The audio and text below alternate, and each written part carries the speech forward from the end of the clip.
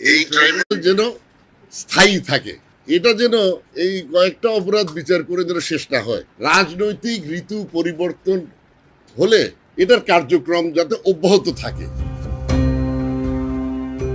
মহামান্য আদালত এই ট্রাইব্যুনাল যেন চালু থাকে, এই বিচারের পরে যেন আবার বন্ধ হয়ে না যায়। এখানে একদিন শেখ হাসিনার বিচার হবে।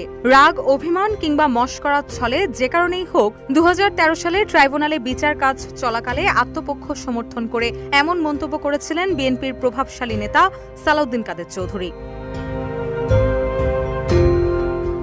সে সময় সাকা চৌধুরীর এই বক্তব্য অনেকে ঠাট্টা মশকরা করেছিল, অনেকে গুরুত্বই দেয়নি। তবে ইতিহাস বড্ড নির্মম। ধমক খেলে চুপ থাকে, সুযোগ পেলে সত্য কথা বলে। 10 বছর পর আজ 17 নভেম্বর সেই একই ট্রাইব্যুনালেই শেখ হাসিনার বিচারের রায় হয়েছে। রায়ে শেখ হাসিনাকে মৃত্যুদণ্ড আদেশ দেওয়ার পর সামাজিক যোগাযোগ মাধ্যমে সালাউদ্দিন কাদের